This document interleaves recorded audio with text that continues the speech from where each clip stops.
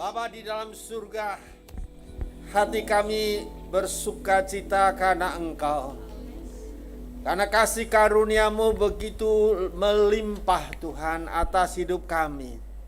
Pada waktu kami dalam kondisi yang tanpa harapan karena dosa, Engkau lahir di kandang Bethlehem, memberikan pengharapan yang baru kepada kami untuk menjalani hidup ini. Itu merupakan sesuatu hal yang sangat dahsyat dan luar biasa bagi kami. Itulah sebabnya kami sangat mengasihi-Mu Tuhan. Dan saat ini setelah kami memuji dan membesarkan nama-Mu, menyanjung Engkau dan meninggikannya, kami ingin sedikit belajar dari kebenaran firman-Mu. Urapan-Mu turun atas firman-Mu, hamba-Mu dan seluruh umat-Mu, agar kami boleh melihat kebenaran ini secara nyata, dan iman kami pun dibangun oleh karenanya. Terima kasih Bapa. Dan saat ini kami serahkan semua tangan kuasa-Mu, dan hanya di dalam nama Tuhan kami Yesus Kristus, Juru Selamat kami yang hidup, kami berdoa. Semua yang merasakan diberkati katakan amin. Amin. Puji Tuhan. Selamat hari Minggu, selamat datang. Tuhan memberkati kita semuanya, puji Tuhan. Bapak Ibu yang dikasihi Tuhan, kalau kita masih bisa hadir dalam ibadah dan untuk berbakti, itu merupakan kasih karunia. Sebab banyak orang yang ingin datang untuk beribadah, maka seringkali mereka terhalang, bukan karena malas, tetapi karena situasi dan kondisi di mana mereka hidup. Dan itulah sebabnya kita pantas bersyukur karena Tuhan begitu baik atas kehidupan kita.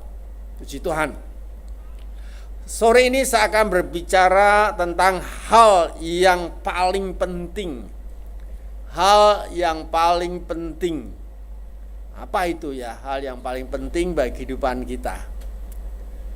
Waktu saya mempelajari bagian ini sekalian, dan saya amat mengamenkan. Karena jikalau kita sebagai orang Kristen semuanya memiliki hal yang paling penting ini, semua persoalan itu dapat kita bereskan. Ini benar. Sehingga tidak akan ada permusuhan satu dengan lainnya. Keluarga-keluarga menjadi tentram dan bahagia. Persahabatan pun akan seperti itu. Dan semuanya akan dibuat nyaman oleh karenanya. Oleh karena itu kita layak belajar daripada hal yang terpenting ini.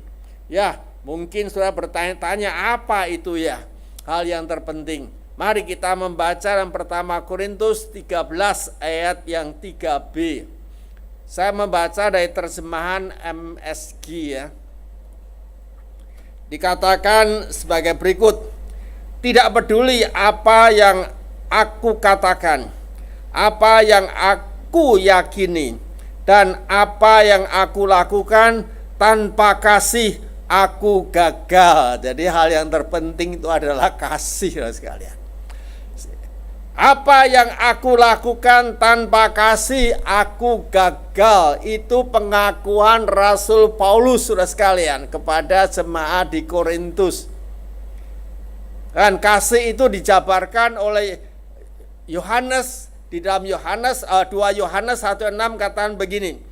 Dan inilah kasih itu, yaitu bahwa kita harus hidup menurut perintahnya. Dan inilah perintah itu, yaitu bahwa kamu harus hidup di dalam kasih, sebagaimana telah kamu dengar dari mulanya. Sengaja kalimat kamu harus hidup di dalam kasih, sabul dan saya kasih warna merah. Karena ini memiliki arti yang sangat dalam loh sekalian. Kita hidup di dalam kasih. Kalau kita berenang, maka kita berenang di dalam air. Nah, dengan demikian semua air yang ada di sekitar kita mengelilingi dan menguasai kita.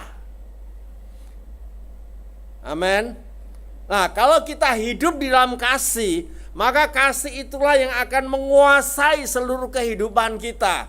Saya membayangkan sekalian, kok ini terjadi dengan setiap orang percaya. Wah, ini sesuatu yang dahsyat sekali. Karena pasti tidak ada orang percaya yang tidak akan mengasihi satu dengan yang lainnya. Karena hidupnya dikuasai oleh kasih. Bukan mereka yang menguasai kasih, tetapi kasih yang menguasai mereka. Berarti segala tindak tanduknya, segala tutur katanya, segala pola tingkahnya, semuanya dikontrol oleh kasih.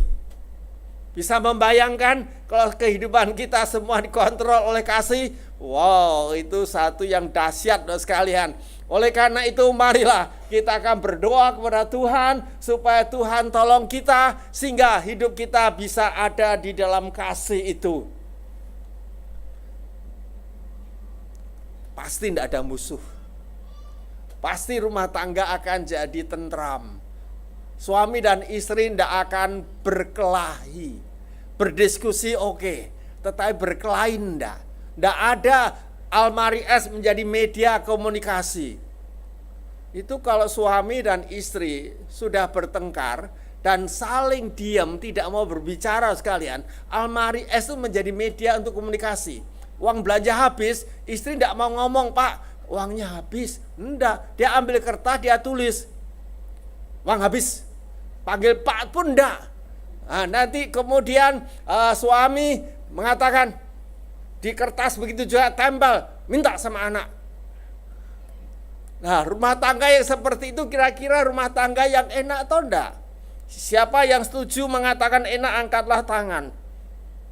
Wah, enggak ada satupun yang angkat tangan. Tetapi sekalian, kalau di situ ada kasih, semua itu tidak akan ada. Dan hidup kita akan benar-benar nikmat dan penuh sukacita, gairah, dan semangat juang itu pasti akan kita ada dalam kehidupan kita. Dan yang istimewa, semua doa-doa kita akan didengar oleh Tuhan. Kenapa? Karena kalau ada dua orang saja yang sepakat minta sesuatu, itu akan dijawab doanya. Nah, kalau satu keluarga semua saling mengasihi dan kasih itu mengikat mereka sedemikian rupa, pasti kekompakan itu akan tercipta oleh karenanya. Oleh karena doa-doa mereka pasti akan didengar. Bapak Ibu yang kasih di Tuhan, ini yang harus menjadi tujuan hidup kita. Kita mesti memperjuangkan itu supaya kita betul-betul dikuasai oleh kasih. Allah itu kasih loh sekalian. Itulah sebabnya Allah itu menghendaki kita hidup di dalam kasih. Dia ingin kita belajar bagaimana mengasihi. Dengan demikian kita menyerupai Dia. Seringkali kita menyanyi seperti Yesus, itu saja ku minta. Itu yang menjadi lagu dan doa kita. Oleh sebab itu kalau kita mau menjadi seperti Yesus, biarlah kita hidup di dalam kasih. Karena Kristus itu adalah kasih. Allah itu adalah kasih. Dalam Galatia pasal 5 ayat yang ke-14, firman Allah yang hidup menerjemahkan sebagai berikut. Sebab seluruh hukum Taurat dapat disimpulkan dalam satu perintah. Kasihlah sesamamu manusia seperti dirimu sendiri. Padahal hukum Taurat itu walaupun dikatakan hanya 10, tetapi kalau dijabarkan itu sangat luas sekali. Tetapi kalau diringkas menjadi satu kalimat, yaitu kasihlah sesama manusia seperti dirimu sendiri. Kalimat ini sekalian enak didengar, tetapi sulit untuk dijalankan, dan ini perlu membutuhkan pertolongan dari Tuhan. Mengapa? Karena mengasihi sesama seperti mengasihi diri sendiri. Nah, kalau ini dijalankan sekalian, pasti kalau saudara tidak mau dimaki orang, saudara tidak akan memaki orang. Karena saudara mau mengasihi mereka seperti saudara, keinginan saudara. Itu sudah jelas. Kalau saudara tidak mau dibohongi, maka saudara pasti tidak akan membohongi. Nah, kalau demikian dalam pergaulan di dalam masyarakat dan di keluarga maupun di kalangan sesama pegawai atau pimpinan perusahaan, maka semuanya akan jalan dengan baik. Memang sekalian, belajar mengasihi tanpa mementingkan diri sendiri itu bukan sesuatu yang mudah. Itu sulit. Tetapi ada sebuah pepatah yang mengatakan sulit memang sulit. Tetapi sulit itu bukan berarti tidak bisa. Tinggal kita mau atau tidak. Kalau kita mau dan kita berusaha, sesulit apapun itu dapat dikerjakan. Amin. Iya. Hanya seringkali kita itu mudah menyerah sebelum kita mencapai apa yang kita harapkan. Bapak Ibu yang kasih Tuhan, bertentangan dengan sifat kita yang anggota diberikan waktu belajar tentang kasih seumur hidup kita, ya. Kita diberi waktu untuk belajar tentang kasih seumur hidup kita. Kalau kita bisa membayangkan, kita diberi kesempatan belajar untuk belajar kasih seumur hidup kita, berarti tidak sekali melangkah langsung menjadi sempurna. Itu mesti perjuangan, pergumulan setiap hari, dan pasti ada kegagalan demi kegagalan. Tetapi pada waktu kita gagal, jangan kita menyerah. Bangun lagi, mulai lagi. Gagal, bangun lagi, mulai lagi, sampai akhirnya kita berhasil. Kasihlah saudara-saudaramu sesama orang Kristen, itu terjemahan bahasa Indonesia sehari-hari di dalam 1 Petrus pasal 2 17b. Kasihlah saudara-saudaramu sesama Kristen, itu yang pertama sekalian. Jadi sebelum kita bisa mengasihi semua orang yang ada, paling tidak itu kita harus mengasihi saudara yang dekat dengan kita. Itu dalam waktu belajar kita harus melakukan itu. Dan saya yakin kalau kita sudah lulus di dalam mengasihi sesama kita, saudara-saudara seiman kita, maka kita bisa perluas, bisa mengasihi sesama kita. Setelah kita bisa mengasihi sesama kita, maka kita bisa mengasihi musuh-musuh kita. Jadi ada tingkatan-tingkatan yang dapat kita capai. Dan kalau kita sudah bisa mengasihi musuh-musuh kita, maka kita sudah sangat mendekati dengan Kristus. Karena Kristus itu mati bukan untuk saudara-saudaranya, tetapi untuk orang berdosa. Orang yang memusuhi dia, orang yang mencela dia, orang yang menghina dan meremehkan dia. Tetapi dia mau berkorban untuk saudara-saudara itu. Karena kasihnya itu memang sudah kasih yang sangat dahsyat dan luar biasa. Dan Tuhan ingin kita memiliki kasih yang sama. Yang hadir pada malam ini masih ada musuh di rumah atau di tetangga? Kalau ada, pulang damai ya, pulang berdamai. Katakan, aku sekarang tidak mau bermusuhan, aku mengasihimu. Wow, itu temanmu itu atau musuhmu itu akan kaget asal tidak pingsan saja. Ini berubah seperti itu. Tetapi itu memang harus, saudara sekalian. Dan kalau kita hidup di dunia tidak punya musuh, kita tidak ada kekhawatiran diancam, dibegal dan lain sebagainya di tengah jalan, saudara sekalian. Karena kita tidak memiliki musuh. Paulus berkata di dalam Galatia pasal yang ke-6 ayat 10 begini. Karena itu selama masih ada kesempatan bagi kita, marilah kita berbuat baik kepada semua orang, tetapi terutama kepada kawan-kawan kita seiman. Selama masih ada kesempatan, ini perlu kita renungkan bersama-sama. Karena kalimat selama masih ada kesempatan bagi kita, itu bisa memiliki arti pada satu hari kita tidak punya kesempatan lagi. Karena apa? Ya, karena kita dipanggil Tuhan barangkali. sehingga kita tidak bisa mengasihi mereka lagi, atau kita mengalami sesuatu yang tidak mungkin kita melakukan itu, dan masih banyak hal yang bisa terjadi. Oleh karena itu, selagi kita ada kesempatan, mari kita akan melakukan itu. Mari kita berbuat baik kepada semua orang, teristimewa kepada saudara-saudara seiman kita. Itu adalah firman Tuhan sekalian. Oleh karena itu, mari kita akan terapkan dalam kehidupan kita masing-masing. Pertanyaan yang penting untuk kita sekalian, mengapa Allah kok minta kita itu mengasihi orang percaya lebih dahulu? Kok bukan orang-orang yang di luar sana? Nah, itu kan pertanyaan yang perlu kita renungkan juga. Mengapa Allah minta kita mengasihi orang percaya lebih dahulu? Ini jawabannya ada di situ. Allah ingin keluarganya dikenal lewat kasihnya.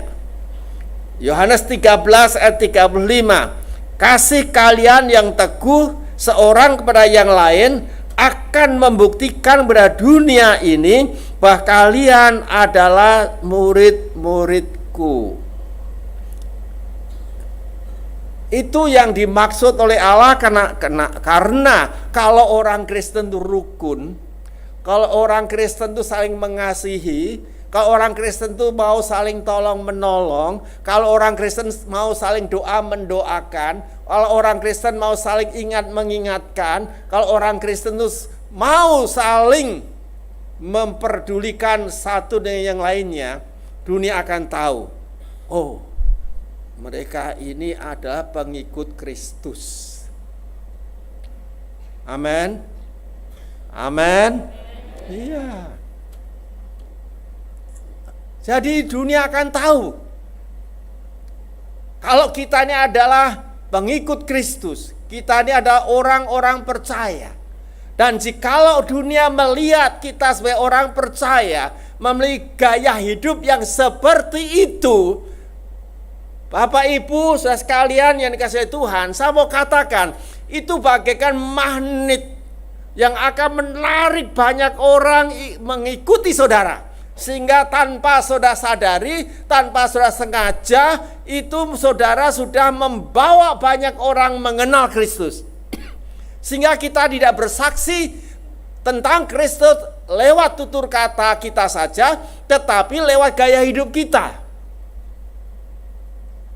Saya pernah sekalian pada waktu mula-mula perintisan di kota Semarang, saya hafal semua jadwal jam besuk rumah sakit, dan saya sengaja untuk mengunjungi rumah-rumah sakit itu, dan saya memperhatikan, saya pindah dari sal ke sal yang lainnya, dan nanti kalau ada pasien yang tidak dikunjungi oleh keluarga dan dia sendirian, sedangkan kanan kirinya banyak orang yang nungguin karena itu jam besuk, maka saya datang pada dia. Saya mulai ajak dia berbicara. Kemudian saya tanya macam-macam tentang sedikit sejarahnya, kenapa kok sampai di opnam, dan setelah itu saya tawarkan, maukah saya berdoa untuk bapak atau ibu? Dan menurut pengalaman saya selama itu, setiap saya menawarkan orang yang sakit untuk didoakan, tidak ada satupun yang menolak. Walaupun saya katakan, tetapi saya akan berdoa dengan caraku ya Bapak atau Ibu, yaitu dengan nama Kristus Yesus Tuhan. Dan mereka mengatakan, oh boleh Pak, boleh. Berdoa. Dan berdoa saja. Dan dari situlah sekalian, akhirnya saya dikenal oleh banyak orang. Sampai ada orang yang dari Rembang dan Semarang jauh sekalian. Waktu mereka panen mangga tali jiwo, mangga kodok yang hijau kecil-kecil tapi manis itu, saya dikirimi loh sekalian dari Rembang untuk dikirim ke Semarang. Karena ada hubungan yang pada waktu dia dalam kesakitan opnam di rumah sakit, saya kunjungi dan saya mendoakannya. Dan ini betul nyata. Oleh karena itu marilah kita akan kembangkan hidup di dalam kasih ini. Supaya demikian maka dunia akan tahu bahwa orang Kristen itu memiliki gaya hidup yang berbeda dengan orang dunia. Dan itu sebagai advertensi, itu sebagai iklan. Dan orang-orang bisa tahu, udah kalau sama orang percaya, orang Kristen percaya saja. Dia tidak akan pernah bohong. Dia pasti menepati janji. Kalau sampai itu terjadi sekalian, maka kita tidak akan mengalami kesulitan untuk membawa orang-orang itu datang kepada Tuhan. Bapak Ibu yang dikasihi Tuhan, di surga kita akan menikmati keluarga Allah untuk selamanya. Betul? Karena itu selama kita masih di bumi, kita diminta latihan. Supaya waktu nanti di surga kita tidak perlu latihan lagi, karena kita sudah dilatih selama kita ada di dunia, yaitu saling mengasihi. Walaupun itu berat, walaupun itu sulit, walaupun itu kadang-kadang kita gagal, tetapi tidak akan menjadi masalah. Amin. Allah ingin kita ada dalam persekutuan yang akrab satu dengan yang lainnya. Allah ingin kita ada dalam persekutuan yang akrab. Nah, dengan demikian kita dapat mengembangkan keterampilan saling mengasihi. Kasih tidak bisa dipelajari dalam keterasingan.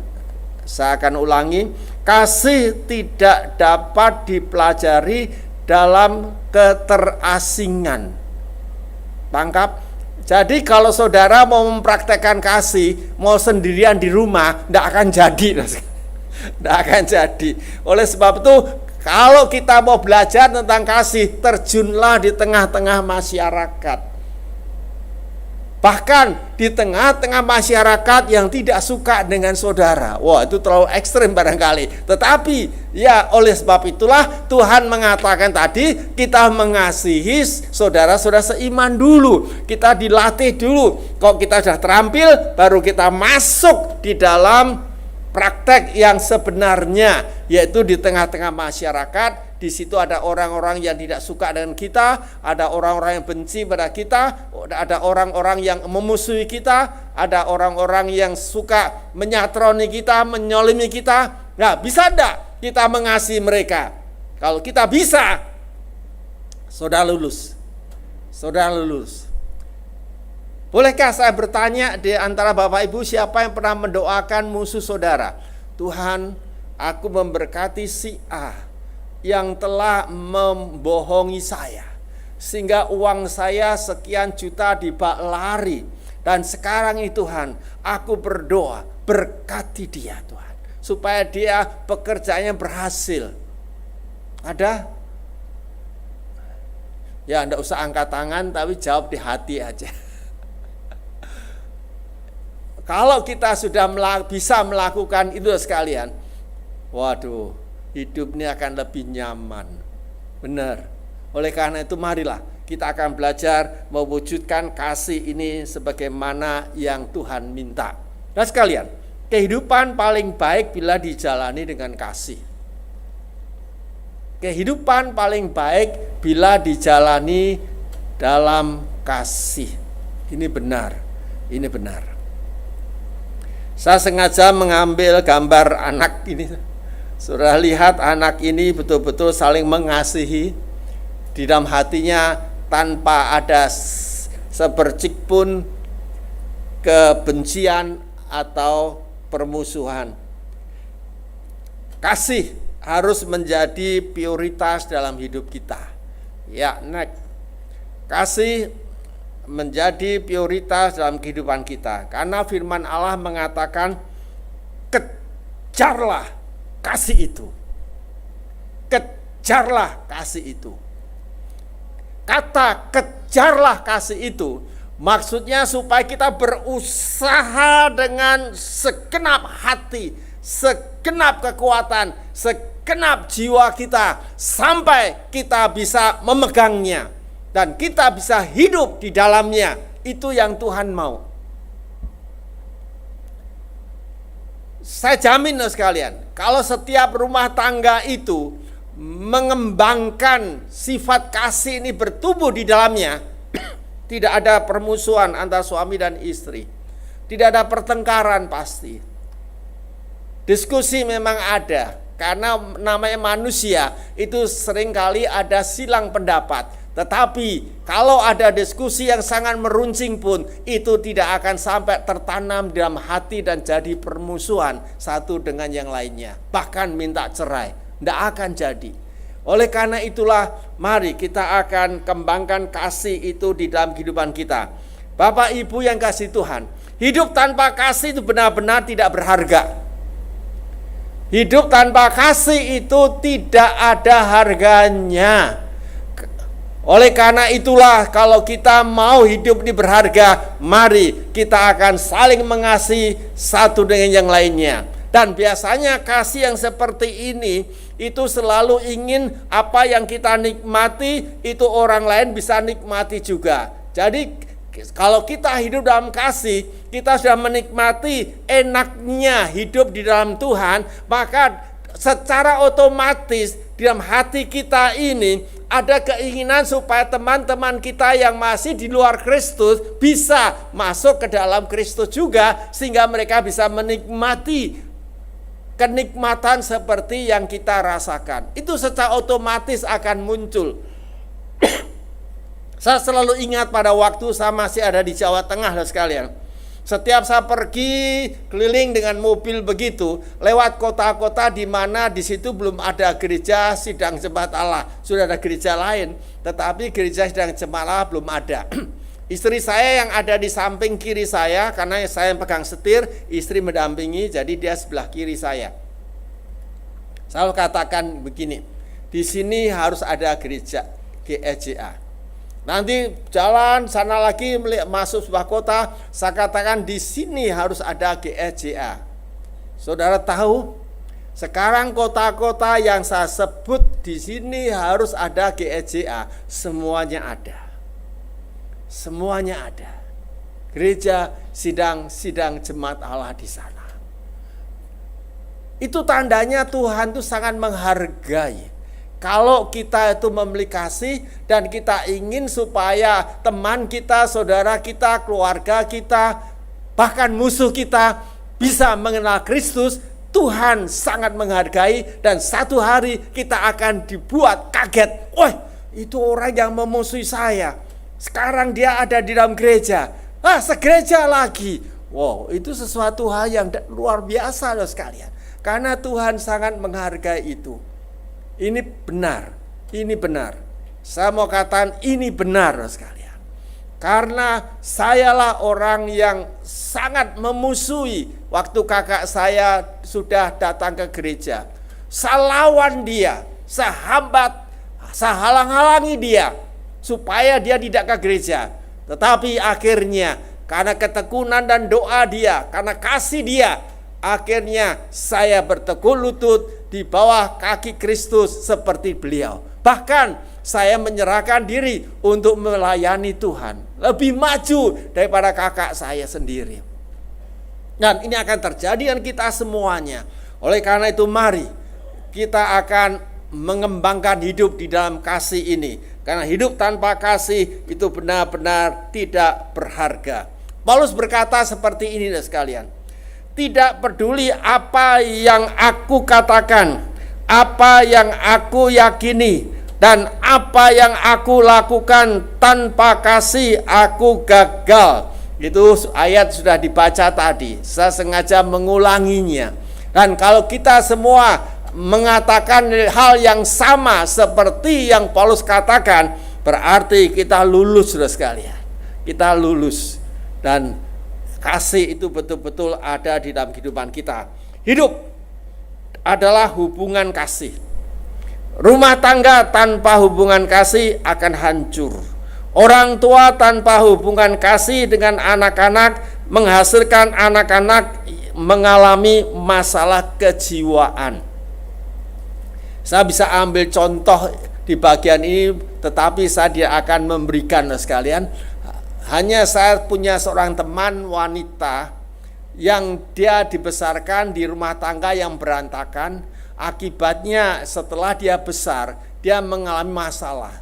Satu contoh yang saya akan berikan, pada waktu dia berpacaran dengan seorang adik kelasnya, wah, dia langsung mau menguasai orang ini, sampai kalau temannya ini, calonnya ini berbicara dengan seorang wanita saja udah ribut, karena dia tidak mau. Dia hanya boleh berbicara dengan saya, tidak boleh dengan wanita lain, seperti itu. Dan itu menjadi masalah. Oleh karena itulah, kalau rumah tangga yang berantakan itu sebenarnya menciptakan anak-anak yang mengalami kelainan jiwa.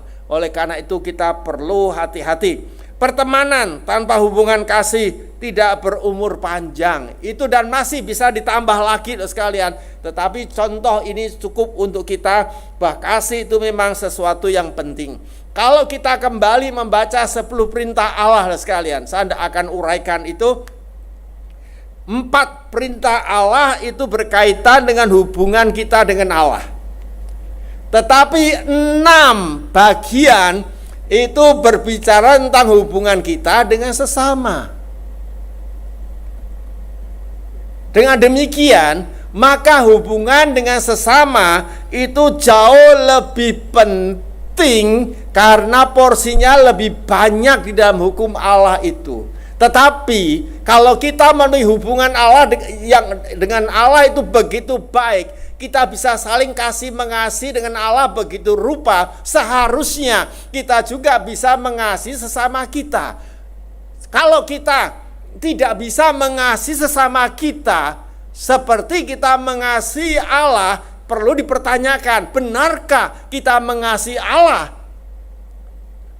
Sebab kalau kita sudah mengasihi Allah dengan sepenuhnya, pasti kita akan bisa mengasihi sesama kita, karena itulah yang harus terjadi.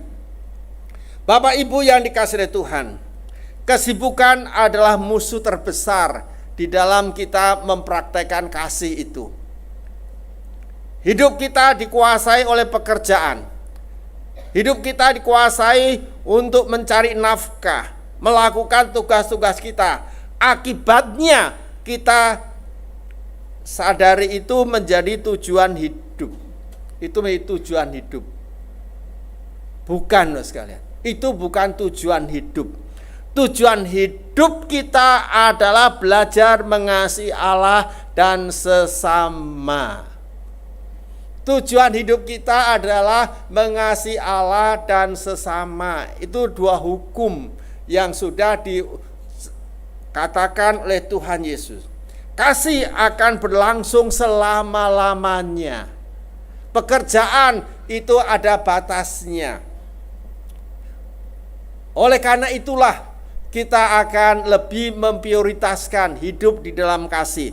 3 hal ini sekalian harus kita terus ya selamanya, ada iman, ada pengharapan, dan ada kasih.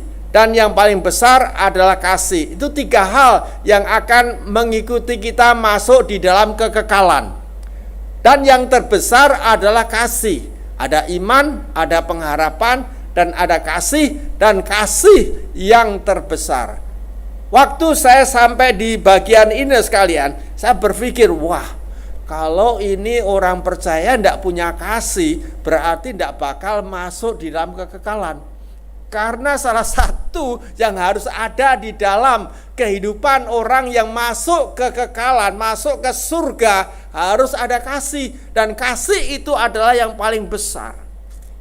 Oleh karena itulah, kenapa firman Allah meminta supaya kita betul-betul membangun kehidupan di dalam kasih. Kasih itu akan meninggalkan suatu warisan sekalian. Ya, seperti Bunda Teresia, bukan apa, ini kata-kata dia, bukan apa yang Anda kerjakan, melainkan seberapa besar kasih yang Anda curahkan pada pekerjaan, itulah penting.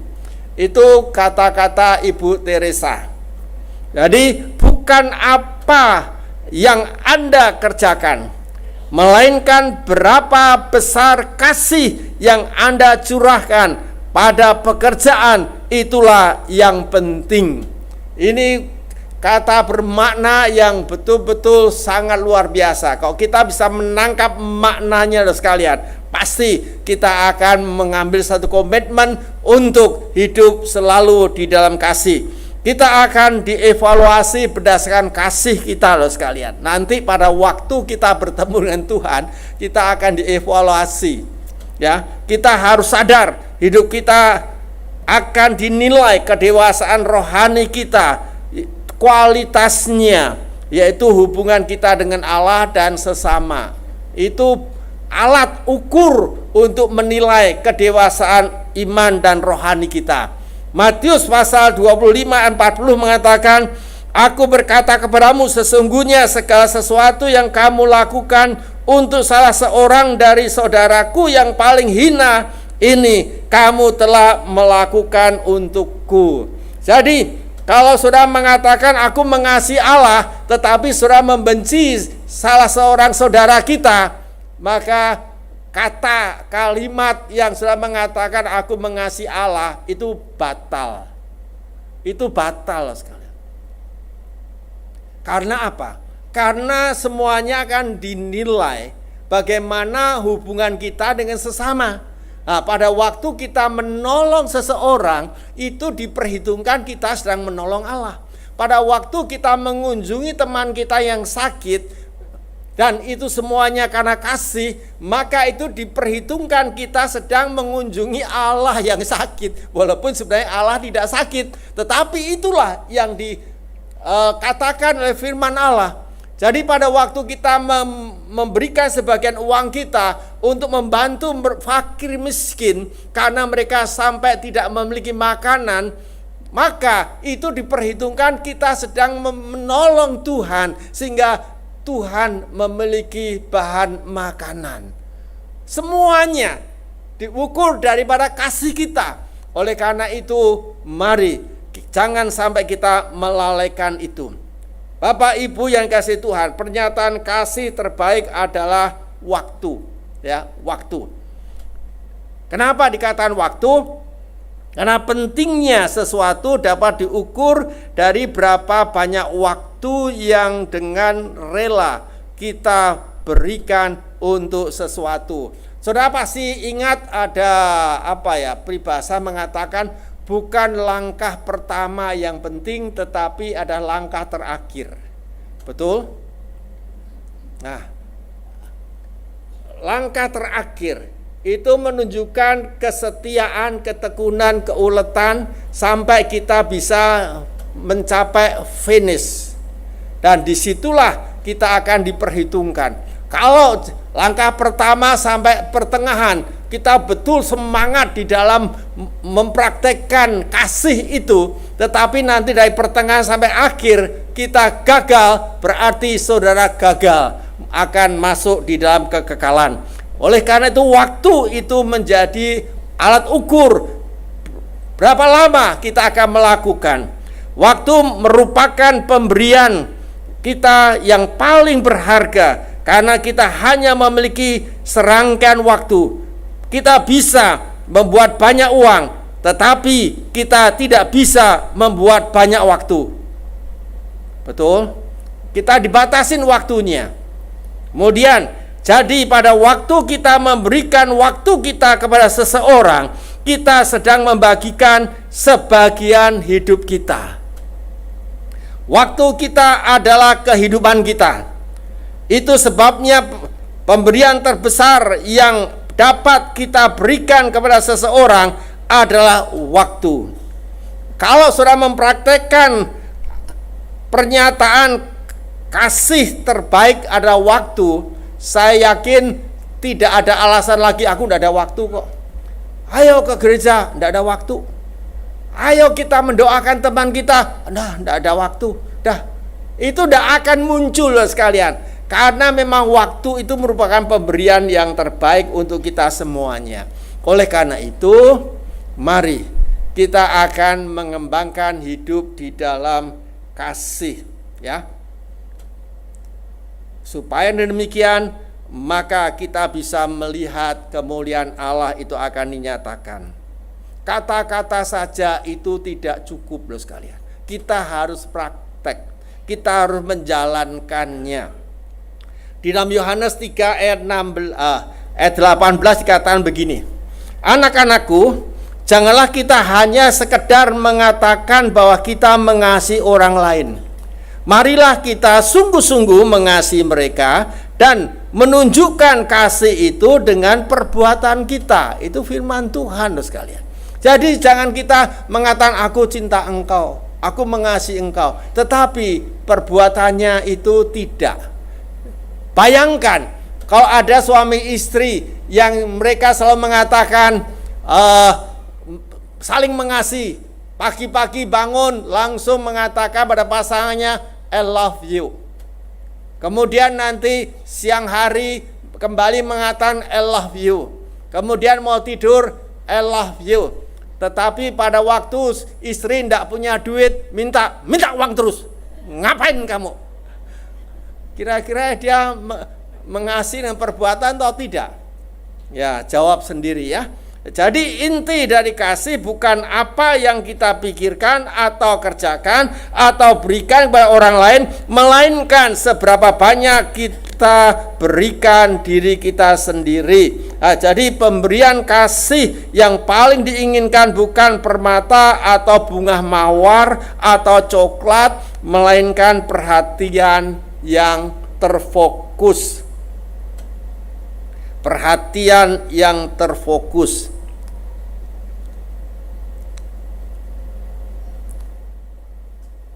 Yang setuju katakan, baik, mari kita berdoa. Bapa, terima kasih karena Engkau sangat luar biasa atas kehidupan kami. Dan biarlah Engkau akan bekerja dengan kuat kuasa-Mu Tuhan, sehingga memampukan kami untuk menjalankan kebenaran firman-Mu ini. Supaya dengan demikian maka kami dapat menjadi advertensi, iklan bagi dunia bahwa kami adalah orang-orang yang benar-benar telah diselamatkan dan ditebus dengan harga yang cukup mahal. Oleh karena itu Bapa, biarlah kuat kuasa-Mu lah yang akan bekerja di dalam kehidupan kami. Puji dan syukur buat kuasa kasih-Mu. Sebelum kita lanjut dengan acara berikutnya, saya ingin bertanya bila ada di antara Bapak Ibu yang telah mendengar firman Tuhan pada malam ini dan mengatakan, Pak Simon berdoa untuk aku supaya aku bisa hidup di dalam kasih. Saya hanya membutuhkan yaitu saudara mengangkat tangan dan kemudian saya akan berdoa dan kita akan masuk di dalam acara berikutnya. Ada? Terima kasih. Terima kasih. Ada lagi? Ya, saya melihat tangan-tangan diangkat. Terima kasih. Baik, saya akan berdoa. Bapa, Kau melihat tangan-tangan yang diangkat dari antara anak-anak-Mu setelah mereka mendengarkan firman-Mu. Itu merupakan respon yang mereka berikan Tuhan atas kebenaran firman-Mu. Oleh karena itu hamba memohon Roh-Mu yang kudus akan menolongnya. Pegang tangan-tangan yang sudah diangkat itu Tuhan, dan tuntunlah agar mereka dapat menerapkan kebenaran firman Allah ini, sehingga mereka tidak hanya menjadi pendengar yang baik, tetapi mereka akan menjadi pelaku-pelaku yang baik, dan ini akan membawa kemuliaan dan kebesaran bagi nama Tuhan.